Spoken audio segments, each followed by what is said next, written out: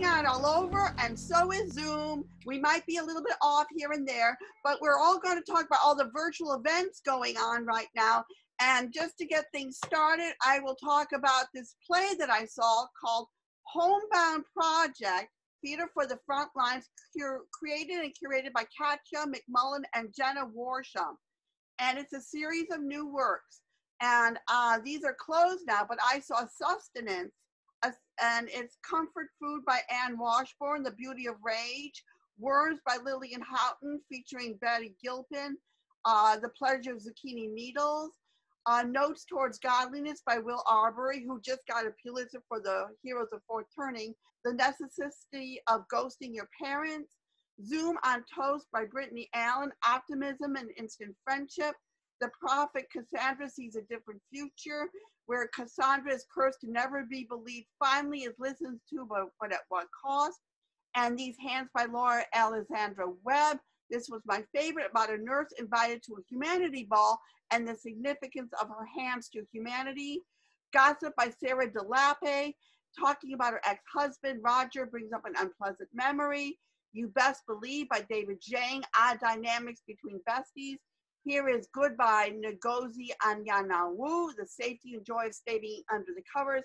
And Is This a Play Yet by Marco Ramirez. I could relate to this play the most as a father holds a sleeping newborn and decries how much he misses seeing a bad play, usually involving a friend. We've all been there. Not, of course, the people, present company excluded, of course. I Promise by Adam Bach, What We Miss and What We Found Sheltering in Place. This was created to help the charity No Kids Hungry. The acting was very intimate as the actors are confiding to you directly about subject matters that are all familiar with. Some of the actors, writers, and directors may be familiar to you, which contributes to the immediacy of what they're talking about. You get a unique entertainment and get to help out with a very worthy cause. I gave it a happy face. Mine closed May 24th, but the third installment streams from June 3rd to the 7th. Everything can be found on the Facebook page. And now to rejoin the meeting. Okay, now, because we've all seen it, let us now all talk about the most brilliant thing, National Theater Live, which has been streaming every Thursday at 2 o'clock in the afternoon. It only lasts for a week, but their Streetcar Named Desire was the most incredible streetcar I have ever seen in my life. I agree with Eva. You know, Mark, unmute. Gillian Anderson was like one of the best after Vivian Leigh, just like the best, fantastic. But you know what? I did not like the casting of the lady who played Stella. I don't remember her name. I think she was a bit too sexy and a very, you know, like midriff open and all that That's stuff. the point. That was brilliant, I thought. No, Stella, you thought it was brilliant? Yeah. I thought she was like kind of very shabby kind of person, very ordinary. I don't like it. Here she seemed like a fabulous athlete and really sexy, but the guy who played Mitch was fantastic. You know, the whole production is just like really, really amazing. But Gillian Anderson, she's a fabulous actress. I've seen her in a few things. She did a series called The Fall. You should see that, and she plays a detective in that. It's many series from Ireland. And I didn't like the revolving set, actually. You know, I think the modern set, the apartment was too beautiful. Nice bathtub and all those things. I mean, those people were quite poor, you know. And but I did enjoy it. You thought the apartment was beautiful? No, this was too clean, too rich looking, modern looking. You know, like it was a shell of an apartment. It was just to show the basic things you needed. And Stella is supposed to be sexy. That's the whole point. She is completely mesmerized by Stanley because of their sexual connection that she forgets about everything, including her sister. No, so I totally including her well-being when he beats her. She was dressed as a sexy, but she wasn't very sexy. This lady was not very sexy. Oh, you thought she wasn't sexy? Well, I did. Oh, yes. Yeah. No, she was not. Yeah. And Gillian Anderson was sexy. And I got to tell you, I told Mark this, which is why I got him to watch in the first place. But the end of the first act, and this has never occurred to me before, ever, ever, ever. I had to look up when this was written, which is 1947. it occurred to me that Stanley is like this big brute Nazi, and he's attacking everyone. And again, you think of Blanche at the end being led to the mental institution like a concentration camp, and it just like, it blew my mind. It was this fleeting thought which only came at the end of first act, and then it went back to the normal thinking of how the power of sex and desire. And the thing is, Stella is just as being ruled by her desires and sex as Blanche is, but Blanche is a destitute woman because she does it towards young men because she's frozen in that 16-year-old time. So now we understand, as we understand all that, but listen, the thing is this: every time, and hundreds of times I've seen Streetcar Named Desire, when that line comes, I've always depended upon the kindness of strangers. I cry, and I hate, at that moment, I hate Stella, because she's a sister. No matter how much desire she has for sex and all that stuff for Stanley, she had to protect her sister a little bit, and it reminds me of very modern times when relatives just don't give a shit, and exactly. She's letting her sister go to the mental institution, and then she says, has to take care of her guilt a little bit. Oh, look what I did to my sister. Yeah, what did you do to your sister?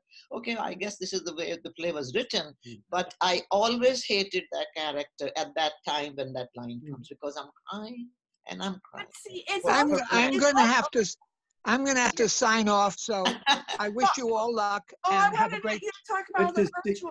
Well, Good to see you, Ed. You can tell us about a little bit about Streetcar Named Desire. Your take on it. Ed, you get, where do you get all your virtual events? Because Ed tells me all the virtual stuff going on constantly. It's amazing. Could you just go into that, Ed, before you leave? I send these opportunities around, which takes me a long time to assemble them, and then I send them out. In fact, I have to send one out today with a few things, but that's all I could say. It takes me a long time, and you'd be surprised how many people then start emailing me. How do I get it? I can't find it. I can't get on. I can't do this. I can't do that. And I've been doing this for a number of actually years, but since the COVID-19, because I do it also for myself. I want to see and stream. I'm streaming a lot of stuff, but I see the play and that's it, and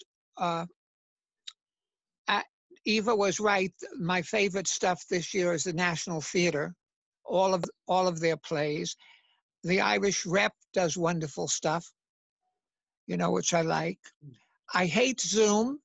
Me too. I hate it. We all do. But when it's done effectively, like the Metropolitan Opera, which went around the world and had all of their stars and their home, and there were no glitches, and all I had to do is do one click and we're on.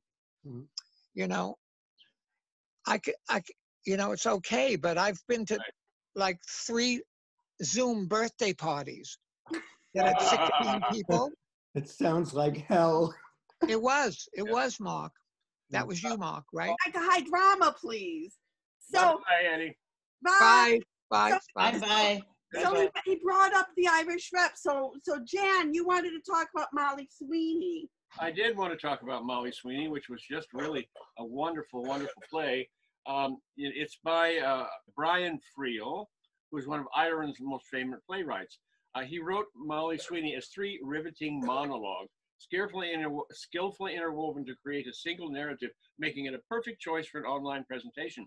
It concerns a 42-year-old woman, blind almost from birth, who undergoes an operation to restore her sight. It's a remarkable consideration of what happens when a person's world is suddenly upended, the dangers of being torn away from the familiar, however odd that familiar might appear to other people, People who are deaf or blind, for instance, are under constant pressure. They're treated by everyone around them as if something's wrong. To a sighted person, it's almost incomprehensible that a blind person might not want to be fixed. I've never had a personal conversation about this with a blind person, but I have discussed it with a number of deaf friends, and those who have grown up with the condition are often passionate as to why they don't want to change. They've learned to cope with their world in their own way, and to suddenly change that world means learning everything over again, essentially starting over. Few adults want to do that, and I have to say that Mr. Friel's play presents the arguments on both sides with intelligence and clarity. I came away with a much greater understanding as to why it isn't necessarily a good thing to encourage such a profound change, and I sincerely believe that no one other than the patient involved is qualified to give an opinion. Geraldine Hughes was remarkable as Molly. Her speech about the party she was given the night before her surgery, detailing the last happy moment of her life, actually, and what she was going to lose, was heartbreaking. As Dr. Rice, Molly's surgeon, the man who had the most to gain by restoring her sight, and therefore, only had one agenda in mind, Paul O'Brien gave us a stunning portrayal of a genius in decline. He's become an alcoholic by this time, and he sees a possibility in Molly that he's going to be able to get his reputation back. So that's his only concern there. While Mr. O'Reilly played Molly's husband as an everyman, unable to comprehend why restoring Molly's sight destroyed her, something so many of us can't understand when we encounter a disabled person who does not want to change. Molly Sweeney is a moving play, beautifully performed, and this is another happy face all the way. Okay. But I don't know if it's been archived or not, but the Irish Rep is doing something called Meet the Makers, which is like these wonderful little 15-minute discussions. They're going to be showing other things there. Go to their website. At the end, I made a virtual listing. I hope that Jen got it. Absolutely. And it'll show you. I got it. Thank you. So it'll show you how to find the Irish Rep, and the Irish Art Center has been doing a night in November. It's in 3 parts. And Classic Stage Company has, there's so much going on. So let's talk about the Metropolitan Virtual Playhouse that I know Mark and I have been seeing a lot of. So Mark, let's have you talk now. Well, I missed the one last night, but they've been doing a lot with the playwright Alice Gerstenberg, who I had not known before, but I think she's absolutely brilliant. They did a number of her short plays which deal with the roles women play and how they manage in their own way sometimes to subvert them.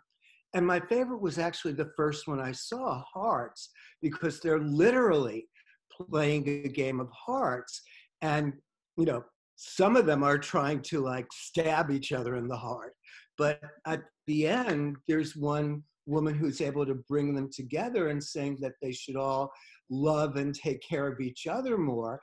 And the idea of using Zoom for a 4-person game around a card table where people are looking at each other, I think was like a really brilliant fit.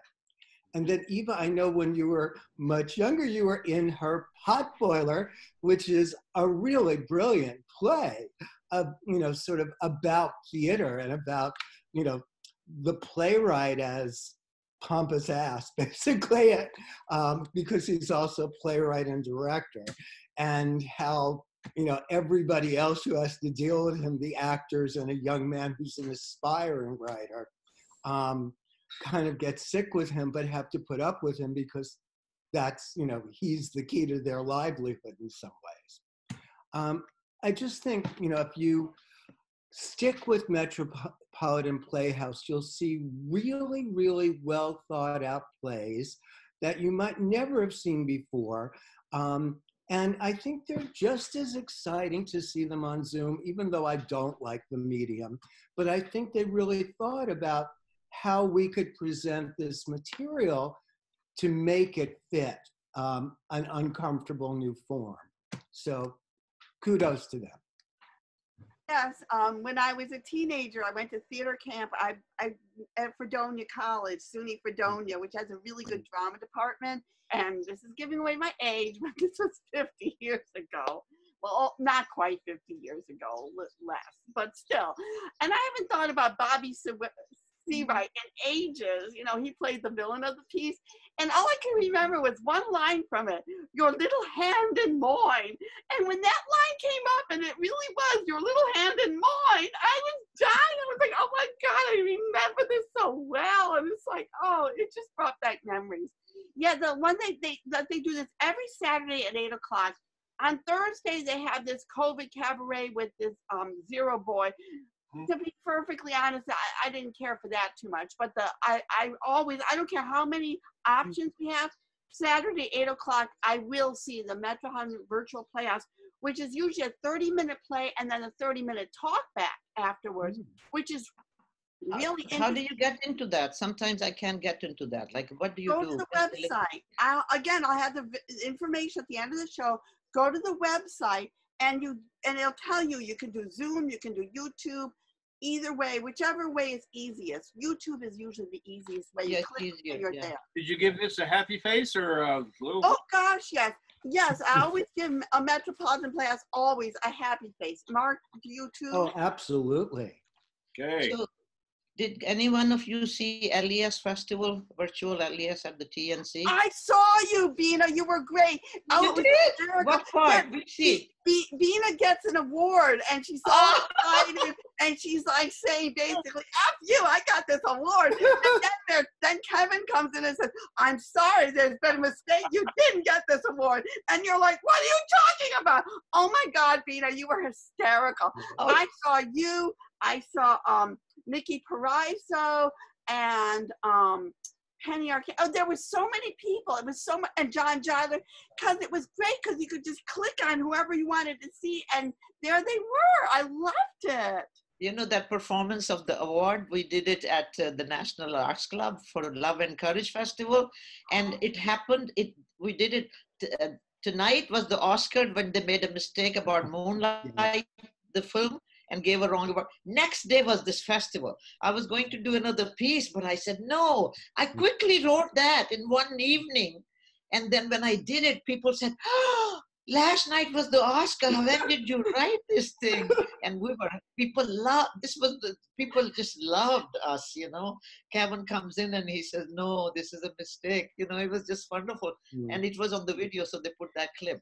But I also sent them like 2 little videos for the poetry performance. I don't know if you saw that, but that was really good. Yeah, but listen, I want to tell you, they had a live event with Charles Bush and Penny Arcade and Phoebe Leger and all.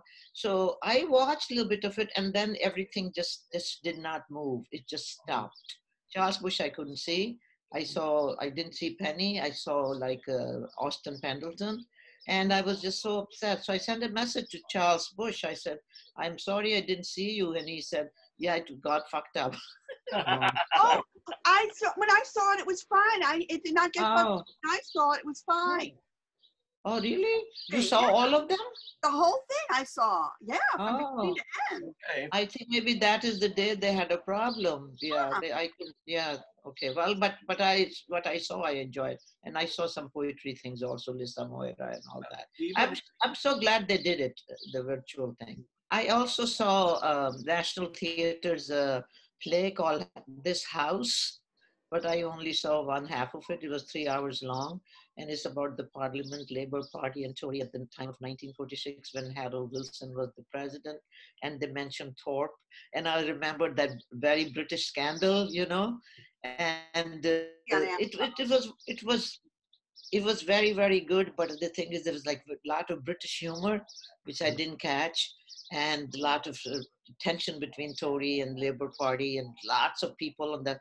But I enjoyed it nevertheless. So it's like a mixed phase for me. Oh, well, I also want to tell you about my favorite thing now is Julie Halston has a virtual called Virtual Halston with Jim Caruso, Fridays at 5 o'clock for an hour. She's done 2 episodes so far. They are so funny. Oh, the way she goes on about Joan Crawford, you will be peeing your pants. It's just, What is it called? Julie Halston's show. What is it called? What's the name? It's called Virtual Halston. Again, it's in the listings at the end. And also, the 54 Below, check their at home 54 Below, go to their website, again, listings at the end. They put on these cabarets at 6:30, not every day, and you can only see them. It's a one-off thing because of copyright issues, but they had a 100-year celebration of the Broadhurst with all the people talking about the Broadhurst Theater, which was fascinating. Richard Crichton from James Cagney did this holiday show. So you're sweltering away, and it's nice to think about snow right now. It's like they just do these wonderful cabarets. And also the Andrew Lloyd Webber, The Show Must Go On, they're now doing other things. So they did Hairspray. Again, you only have 48 hours to see it. And that I mean, I won't say anything else.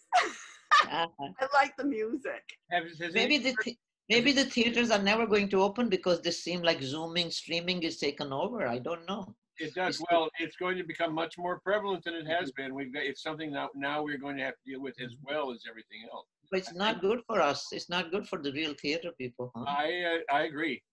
But it's a fact. Has anyone heard anything at all about when the theaters are going to start opening up? I mean, the city is gradually beginning to get busier. I think the last thing, the theater will be the last thing which they will open because we're phase 4.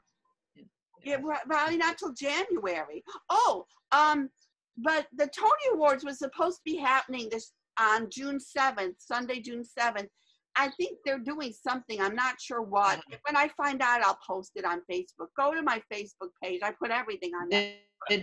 They are doing, I think, OB Awards, or they did it perhaps. No. The OB Awards are going to be June 4th. And we won't even talk about those evil, vile, despicable dramas. Go to hell for all I care. I don't know. And Stars in the House. They're very mean people. You know, Stars in the House has something every 2 and 8. And on Sundays, they have Junior. They do a kids thing. But on Wednesdays and Saturdays, they do a play. They've done All in the Timing. And it lasts for 4 days. So, guys, I know when this show airs, it won't be on. But you got to see it. Mark especially, and Jan and everyone else. It's a version of Howard's End. And it's the movie. With Michael Urie and Ryan Spann and Andrea Burns and Adam Heller and Reed Birney, and it's really good. So this was yesterday, so you got till Sunday. I love Howard's End. I love that. Yeah. Yeah. It's called Be It Ever So Humble. Like it. Yeah. YouTube? Yes. Okay. Okay. Well, and I just want to tell everybody our 40-minute limit has been removed, so we can talk as long as we want, and then I'll just cut it down.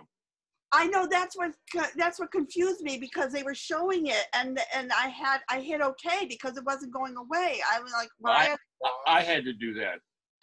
So, did anyone see Swan Lake from Sadler's Well by Matthew Bourne? Oh no! Oh, it's so amazing. Maybe you should check it. It's YouTube. You should check it. It's the most beautiful thing I have ever seen. The dancers, those swans to die, and the costumes and the lighting and beautiful, beautiful dancing. You have to check it. Swan Lake on Sadler's Well. With the male swans that are very aggressive. Oh, very aggressive, okay. Very aggressive. The same thing that was on Broadway and I think it was.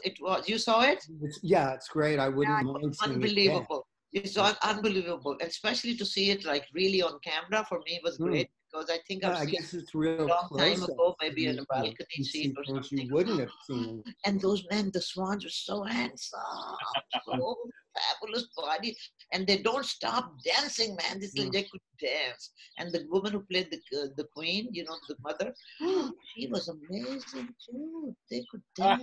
Not this way.